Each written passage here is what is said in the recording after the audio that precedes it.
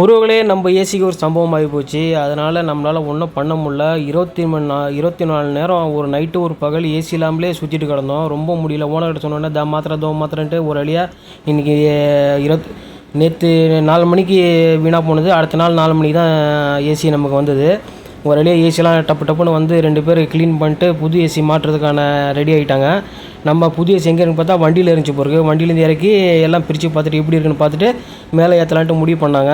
முதல்ல ஏற்றுறப்ப எனக்கு கொஞ்சம் என்னையும் ஹெல்ப் பண்ண சொன்னாங்க. என்னால் ஒன்றும் முடில, நானும் நொந்து போய் உட்காண்ட்ருக்கேன், நீங்களே ஏதோ பண்ணுங்கன்னா சரி நான் பார்த்துக்கிறேன்ட்டு எடுத்து மாட்ட ஆரம்பிச்சிட்டாங்க. ஒருவங்களே எப்படா மாட்டவங்கன்ட்டு சுற்றிட்டு இருந்தேன். அந்தளவுக்கு வெயில் அடிச்சிட்ருக்கு.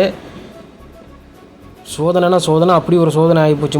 முறை என்னுடைய எக்ஸ்பீரியன்ஸ்லேயே முறை ஏசி வீணாக போய் அவஸ்தைப்பட்டது இதுதான் ஃபஸ்ட் டைம்.